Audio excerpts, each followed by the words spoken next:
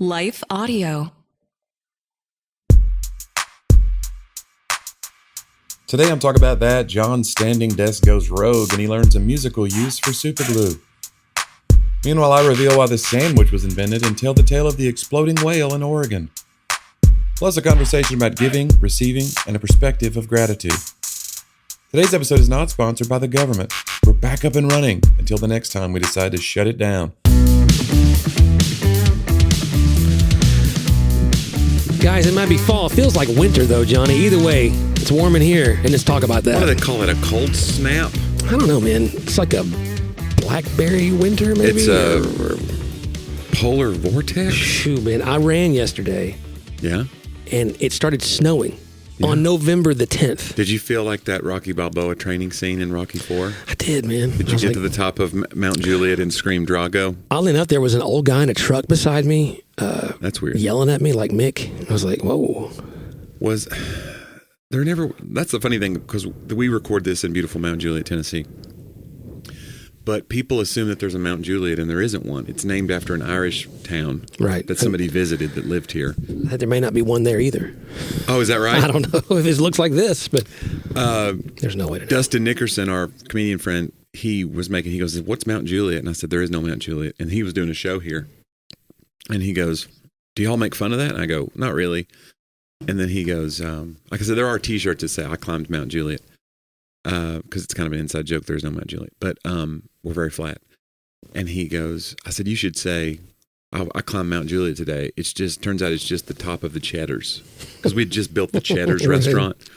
And he said it and got a big laugh. And I felt a little bit like, oh man, I gave him a great line. Now you did. And he's not going to use it again because he's not coming back here. But it's very site specific. Yeah. You'd have to be in Mount Juliet. But like I do shows in Mount Juliet sometimes and I'm like, yeah, but that's Dustin's line now. But I gave it to him. So like, what are the rules? You think that made Dustin's career?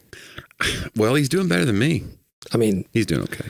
I mean, I'm doing okay too, but Dustin, if you're out there. Yeah, man. Hey, congratulations on your success. Send Jonnie. Yeah. I feel like you owe me 15% maybe? I don't know, something like that. Yeah. That seems fair.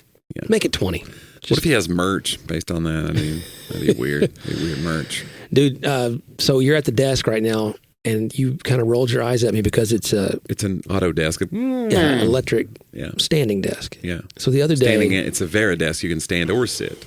I was working on a project in here on a Thursday when no one's in the building and writing for many hours. So I go from standing to sitting and everything else. John, you work a lot. Guys, I work very hard and I'd like to be acknowledged for it. No. Somebody's got to pay for all this. So there was a thing I was looking for. I couldn't find it in my documents or whatever. I was like, well, I'm going to sit down because my feet hurt. So I pushed the automatic button and I sit down and I'm still just staring at the computer as it kind of comes down. I'm kind of on my thing here. And then it takes me a few minutes to figure out the desk is not coming down as it normally does. And I figured out a little too late.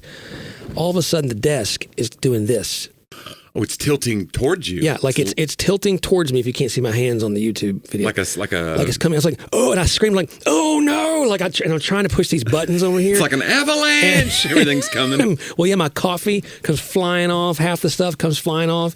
I didn't know that was even a feature. It's not a feature. It caught on your chair. Oh, yeah. So you almost Thank God I didn't break it. It goes just making these noises. It's like it's climbing a roller coaster. And I stopped it and got it re-raised and it was fine. But anyway, it was one of those like. By the way, why do roller coasters do that? Like roller coasters are nice, but when it climbs that chain, because it goes kick and it kicks in. Well, yeah, it's because it's. But why can't why can't that be smoother? I don't understand why we still...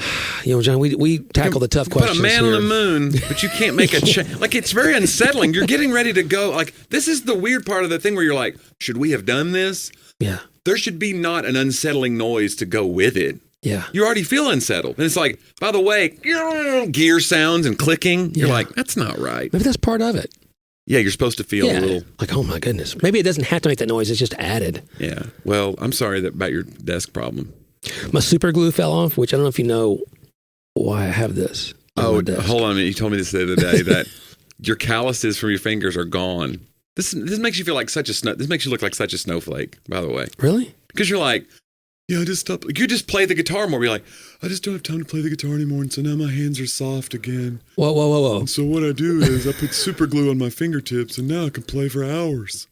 That's kind of true. If somebody told you that, you'd be like, that guy's you brilliant. don't have what it takes to be a musician. That guy's brilliant. You're not willing to play. Listen, what about Bryan Adams saying, I played till my fingers bled, was the summer of 69? Yeah, but the deal is, Johnny, I still have calluses. They just don't last as long, like through a whole worship set.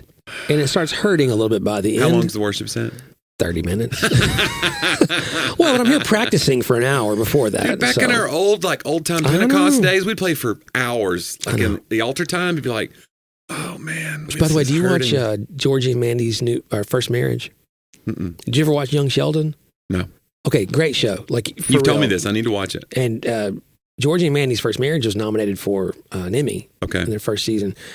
But he gets invited to a Pentecostal, like he's not religious, Georgie. Right. His mom is. Yeah.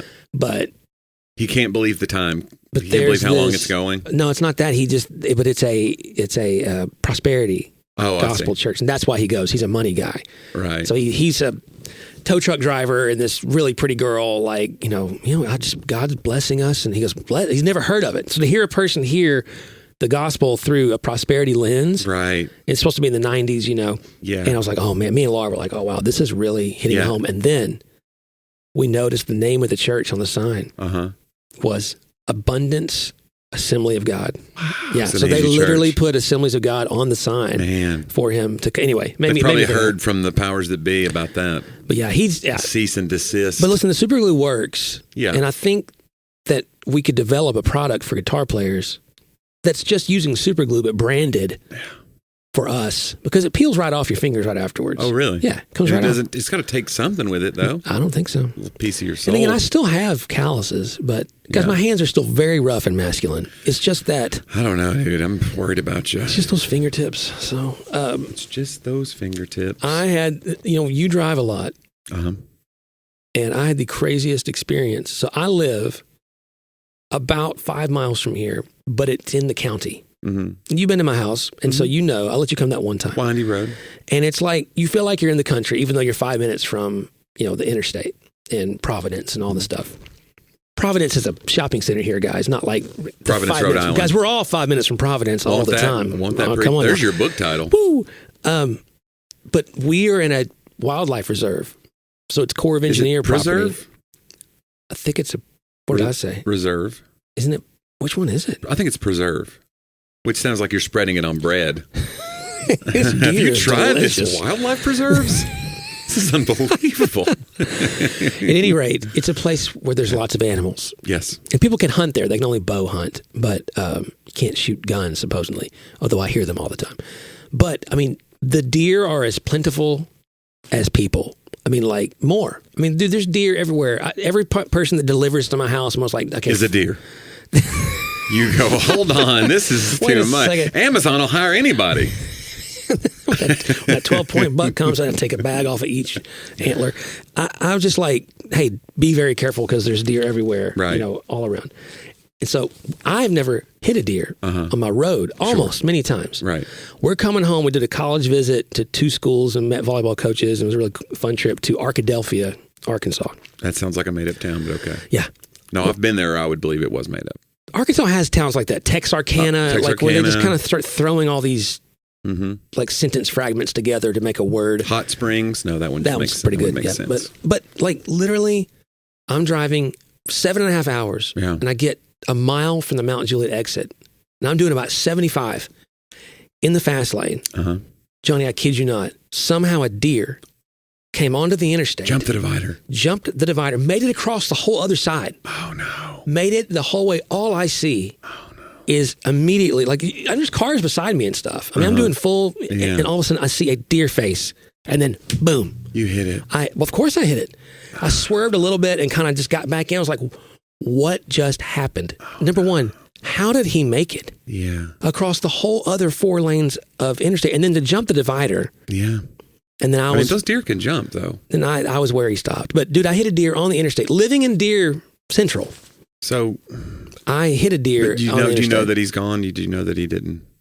Because sometimes they make it. But there's no, like, stopping and checking. Well, no, but have you seen the carcass since then on that same stretch of road? Or I take it back. This wasn't You're like, there never was a deer.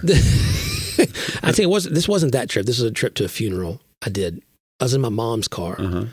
And so I got out and looked, and it knocked one of the, had like a little vent on the front. The deer did? The deer had a vent in the car, and it popped it out, and I popped it back in. It was fine. But no, I don't think he probably made it, Jonnie. I'm sorry. It was a decent smack.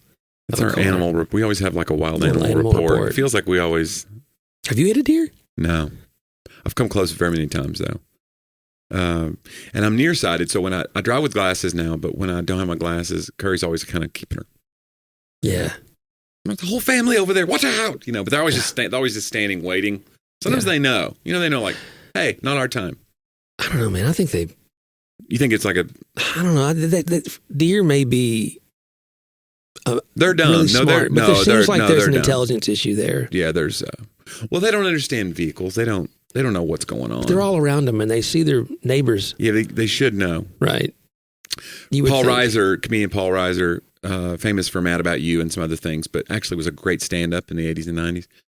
He used to do this bit about how, like, fish, like, if every time a hook comes, like, why does a hook still work? Like, if you see a worm floating where it shouldn't be floating, like, every time, worms should be like, hook equals death. Hook equals death. And then he closes the bit by saying, these fish are in schools, but they're not learning. Like that. It's so dumb, but it's such a funny, That's good. Yeah. I like that. Oh, Paul Reiser. Not on the show. No, he's and not a sponsor. But you know who is a sponsor? Who's that, Jonnie? Some of our fine advertisers. Let's take a minute and hear from them.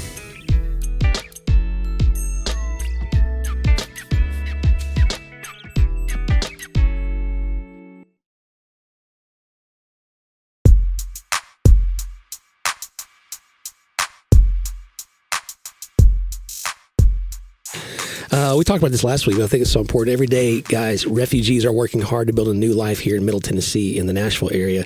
And left with no choice but to flee their homes to reach safety, many spent a decade or more waiting to enter the United States through the official refugee admissions program, only to arrive and face new barriers. Right now, families who entered through the legal refugee pathway are losing access to food support and medical insurance. Green card and citizenship fees have risen dramatically, putting permanent status and stability out of reach for many eligible families. So that's why we partner with the Nashville International Center for Empowerment, also known as NICE. We walk alongside them as they walk alongside our newest neighbors here in Nashville every step of the way. They help families find jobs, learn English, navigate immigration paperwork and legalities, rebuild their lives with dignity. But today, NICE is facing funding cuts that put these vital services at risk. That's why we're asking you to become a monthly donor. Your ongoing support helps us keep families fed, housed, and hopeful, and helps cover the rising costs of immigration fees for those working towards self-sufficiency. Yeah, so join us in welcoming our new neighbors and strengthening our community by going to empowernashville.org/donate to give monthly and make a lasting impact. That's empowernashville.org/donate. Man, we love our friends at NICE. And do it. Yeah, it's such a great, I mean, what a wonderful, I feel like it's a very spirit-honoring organization, and we're proud to partner with them. Yeah, and I'm a monthly supporter as well. I mean, so we're asking you not, and I know Jonnie donates as well. We're not asking you guys to do something we don't do ourselves. So join us and let's help, man. People who the gospel says to help. So yeah, Jonnie, I think it's about that time though. Okay, it's my quote of the week. It's a segment we called "They Talked About That."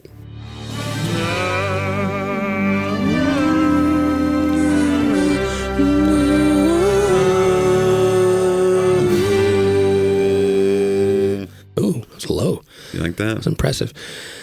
Dietrich Bonhoeffer, born 1906 to 1945, is when he was killed by the Nazis. Amazing theologian. Simple is a series we just started that this is from one of the messages, and I thought would be apropos here. In ordinary life, we hardly realize that we receive a great deal more than we give, and that it is only with gratitude that life becomes rich. He wrote this from prison, by the way. Yeah. But that it's really hard. It sounds like a simple quote, but it's actually really profound. In ordinary life, I don't know what it is that makes it so hard to be cognizant of the fact that you're getting more than you give away. And that real riches or wealth is not just about what you own. It's about your awareness of what you have. Right. Seeing the goodness of what you have. Uh-huh. Because I told the church, Sunday, I mean, millionaires and billionaires, suicide rates are just as high or higher than anybody else. Yeah. Because having stuff doesn't necessarily cause you to be aware of blessing. But gratitude, and we talked about not just being, teaching your kid to say thank you, but the internal sort of disposition of gratitude, which is to constantly be aware of the little things that God is giving, because none of them are actually little, and how big it really is. I mean, into the breath that we breathe, into the sunshine, to the food that we eat. If you meet somebody who's grateful, you usually meet someone who is also generous. I talked a lot about that Sunday. It kind of gets tied together even scripturally. Why? Is it because they have more? Not usually. Right. It's because they know what they've been given is good, and they follow the naturally outgoing nature of God the Father, God the Son, and God the Spirit. That they give love, they give creative effort unto each other, and then spilling over into us, so that we then become those who also spill over into others. But there's a gratitude for it. And I had this idea, Jonnie, that I never really paid attention before in Scripture till I was preparing for this message. And every time that I can find that Jesus gave thanks in the Gospels, he immediately gave something away right afterwards. Huh. So if you read it, it's usually praying for food, right? Right. Feeding the Broke the 5,000 and breaks the 5,000. bread and gave thanks, distributed it. Then at the Last Supper, he took the bread, gave thanks, broke it, and gave it to his disciples. And then on the road to Emmaus, he sits down, they don't know who he is. And the way they recognized him, after walking with him for miles and talking to a guy that they know, it wasn't that opened their eyes.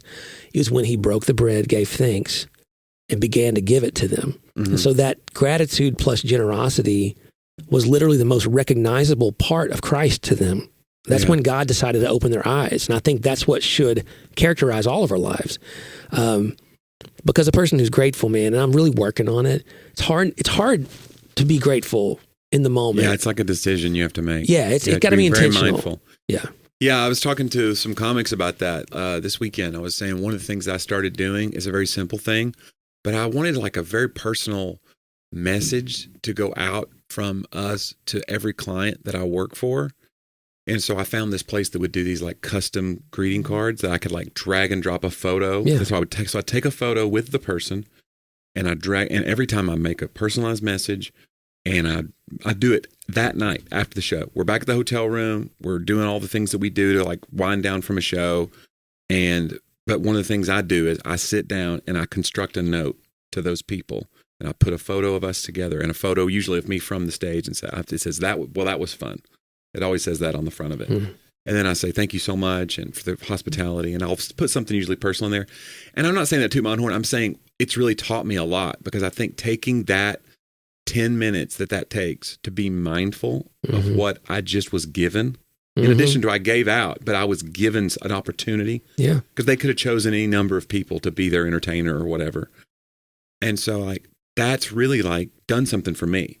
Yeah. Just that mindfulness and the gratitude that I get to do this for my job. Yeah. And so I always tell other comics, like, if you don't do anything else, if you don't take any advice, like, yes, write every day. Yes, get up on stage every time you can. Yes, listen to yourself after you've performed so that you can know kind of if you're getting into some bad habits on stage. But also the main thing I did this year that I really love is I took 10 minutes to say thank you in this way to every client. And it's practicing that mindfulness and gratitude is big. That's great. Well, there's a difference in life between a rich person and a rich life, right? And yeah, you are experiencing a rich experience regardless of, because I remember when you were getting paid pizza. Right. Now it's a large pizza. It's a large pizza. And I remember how excited for the opportunities that you were. And you get to retain that. You can retain excitement, even though it's a job still. I get it. You want to remind yourself every bit along the way that like, I'm still just a clown. I'm still just playing in the sandbox. And somebody happens to want to watch me build the castle. Like, I happen to be good enough at it that somebody wants to watch me play. Yeah. And what a gift what a gift. It's crazy. Yeah. It's insane. So to not practice gratitude is selfish and dumb. And if you're listening to this and you're like, wait, I was a client of Jonnie, I didn't get a card. I'm sorry. Sometimes I forget, but for the most part, I do it. He wasn't grateful for what he did at your place. This feels like I'm telling on myself a little bit. No, that's a good quote, though. I think somebody was on Mark Maron's podcast and said something like that. They said, I've noticed in my life that not needing something is as good as having it. So like if you see somebody be like drive a Lamborghini and you're like, oh, that looks cool. But then you can go, but I don't need that. It's as good as having the Lamborghini. I think it's better. Not needing it. Yeah. Like training your mind to be like, but I don't need that. Yeah. Because like that, I don't know, that comparison really has like, I think that's one of the things social media has really done to us. It's like that comparison is the thief of joy thing is so real. Where even if you have a great life, there's always somebody higher on the ladder than you that you can be like, yeah, but that guy. Right. It's so dumb, but we all do it. You got to be better, and you got to be better, frankly. I'm working, guys. I'm working on it. Let's do my segments. Let's do Jonnie's old jokes. We call it Joke About That.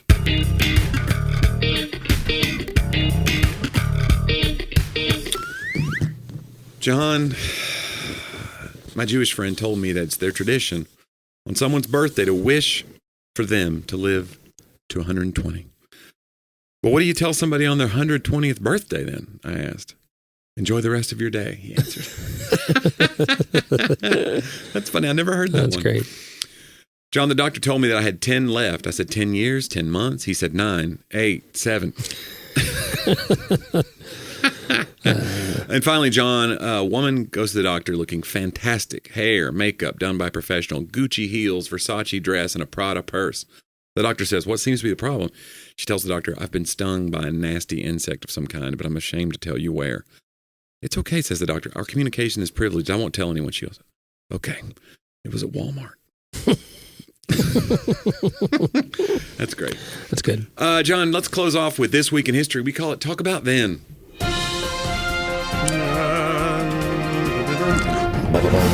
John, Russian author Fyodor Dostoevsky was born this week, 1821. Dostoevsky. You ever read Crime and Punishment? Big book. It's famous for being like a big honking book. Yeah, right? I can't remember how to read the whole thing or not. Brothers Karamazov. Maybe I did. Also a big one from him. I liked him, and he makes the list because his 1864 novella, Notes from Underground, is considered to be one of the first works of existentialist literature.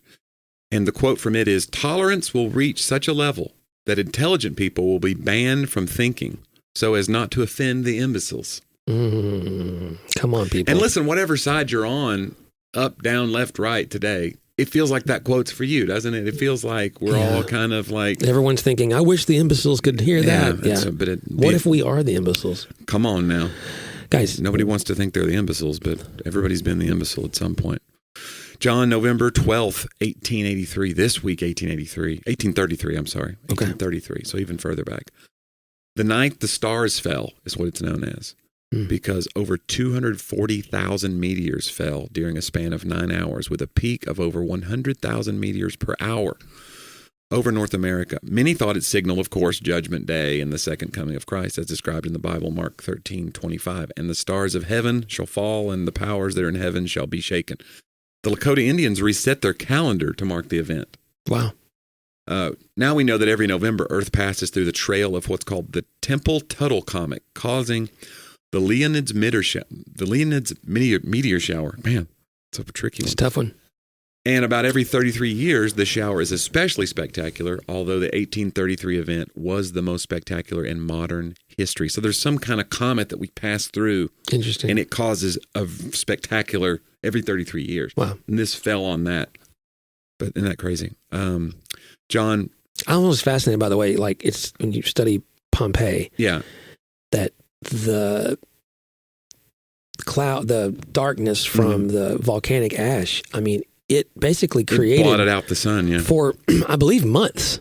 And, right. And lots of people, for people, hundreds of miles, if not thousands of miles away, who did not know that there was a volcano that erupted. Right. They just knew that They just know that there's no night. And now our crops are dying or whatever, and the ash cloud. And you just assume it's what? I mean, I think we would all do that, but imagine not having the internet or an ability to contact somebody in another continent and find out what's going on. How scary that must have been to interpret the sort of natural disasters. I think if that happened today, if 240,000 meteors fell, you might still have people Even though we have scientists to explain it to us, I think you would still have people be like, I might listen. I'm not going to say I wouldn't be someone going, well, let's wait and see what happens. This is a lot. Because That'd be a lot. it's like I understand all that God's going to do. That's a lot of meteors, John. John, born this week, 1840. Those are meteor wrongs. Meteor wrongages. Come on. Wait. Okay. Meteor wrongs. If loving you is meteor wrong, I don't want a meteor right. Okay. John Auguste Rodin was born this week, 1840. He was a French sculptor, noted for his famous statue. Do you know what Rodin did? Rodin's?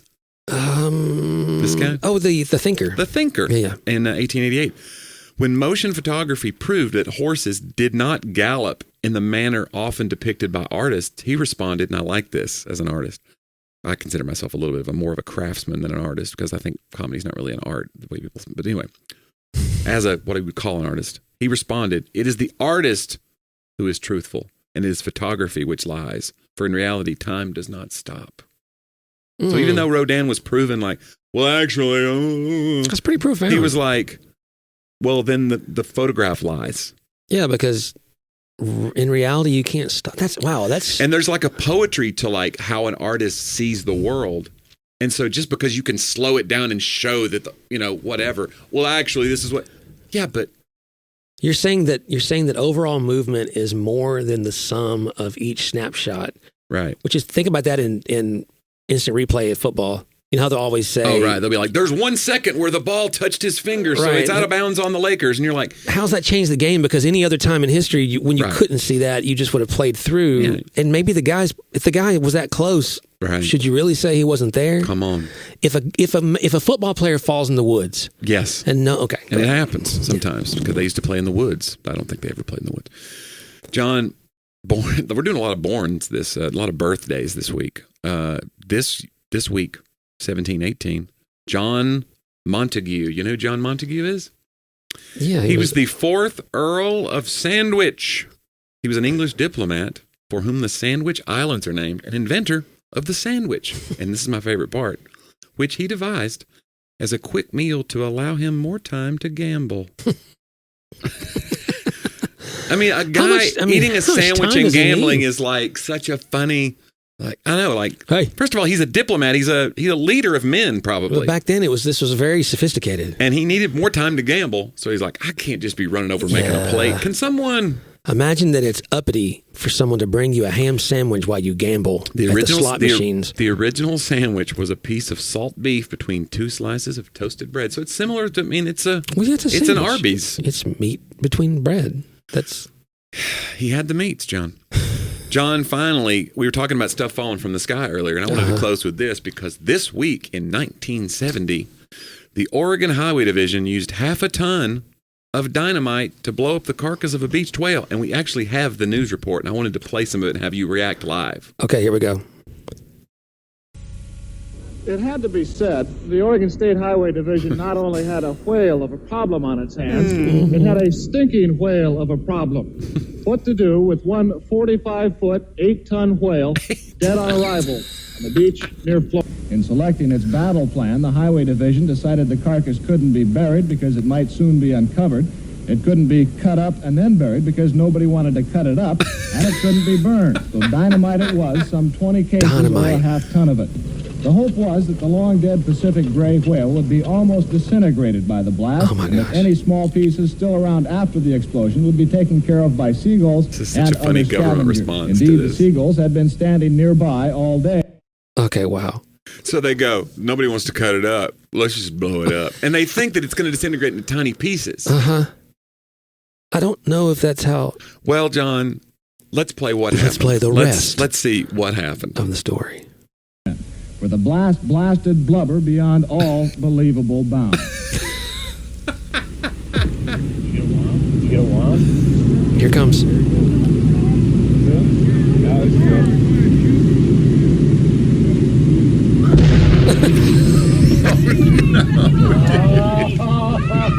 They're excited, right? Yeah. All right, Fred. You can take your hand. Oh, listen. That's a lot of whale. The one lady. All right, Fred. Oh, wow. This is the best. Yeah, I think the ending here, I think that there's a cautionary tale. Yeah, because they immediately terror It might sets be in. concluded that should a whale ever wash ashore in Lane County again, those in charge will not only remember what to do, they'll Yeah. certainly remember what not to do. So here's what happened. Whale body parts were scattered across the beach with chunks of whale, large chunks, Yeah. hitting spectators and destroying a Cadillac parked a quarter mile away. Wow. And they showed it in the video. Like, it Yeah, caved. If flattened. somebody had been in that Cadillac, they're gone. Wow. Can you imagine that being your story? Like, you're in heaven. They're like, what happened? You're just like, I was well, sitting in a car by the there I beach. was. Just thought I'd have a day at the beach. And a loud noise. And then, A 1-ton piece of whale blubber fell on top of the car randomly. yeah. So That's a lot of dynamite. it's just funny that that's the response. Like, they're like, well, nobody wants to cut it up. If we bury it, it'll get uncovered again because of the tides. Huh. And then, of course, it scared all the seagulls away because they thought the seagulls might eat the tiny pieces that were going to be left. First of all, there were no tiny pieces. There might have been, but No, I think the seagulls were all scared by the... Yeah. They're not like, buffet. They're like, get out of here. Right. There's a We're war. next. They're blowing up animals on the beach. Wow. John, I don't know. I think I'd get a helicopter, and pick it up in a net or something and just take it out in the middle of the sea and I drop don't think it. a helicopter can lift eight tons, John. Sure it can. They carry tanks and all kinds of things. Oh, maybe you're right. Those kinds of helicopters. Okay. I mean, I'm not in the Air Force, to be clear. But speaking of, Johnny, we'd like to honor our veterans today. Oh, sure, this yeah. week. Yeah, hey, thank you for serving and all of you whose families served. We appreciate your sacrifice, and we have friends who served, and it just means a lot to us for what you've done for our country. So we Absolutely. honor our veterans today. Want to talk about that? Absolutely. And this has been a lot going on today. Yeah. We've had exploding whales and meteor showers and failing desks and Super glue. John hitting deer. Deer. Yeah, there's been a lot of animal deaths. I don't like that. But Man. that's kind of what Johnny always wanted the show to be. It's the circle of life. Listen, we eat the grass and then we become the grass. That's Isn't that right. what they... I don't know. That's what Mufasa said. That's what Mufasa said. Yeah, and he the said, son of- remember. Yeah. John, remember to go to talkaboutthatpodcast.com where you can find all of our almost 400 archived episodes. Click on that upper right-hand link if you want to support the show, get ad-free content. We love to hear from you. Hello at talkaboutthatpodcast.com is the email address to send those notes to. And you can also subscribe now to our newsletter. Please subscribe and check out johnnyw.com for tour dates. I'm getting ready to launch a 48-city tour in 2026. And so that will be a lot. So I'm probably coming to your city. So I don't want to hear any more complaints, frankly. Yeah. Are there even 48 cities in America? That's a lot. We're going to find out. That's a lot. Yeah. Yeah. Some of these are in Guam. Some of them are just like a U.S. territory, probably. It's going to be hard to get the bus there, Johnny. No, I believe you. That's a I know. long ferry ride. Like an amphibious vehicle. Yeah. I think I'm going to be on the bus with you at least. I did promise you one weekend, At and least. I'm going to go ahead and see. We'll see how it goes. We'll see how you act between now and then. Well, okay. Yeah. I wonder if we could do podcast on we the could bus. We could do a live little remote. Yeah, that'd be fun. Yeah. That'd be fun. Well, it means a lot to us, guys. You listen every week. Hey, let's do it again next week here on Talk about that.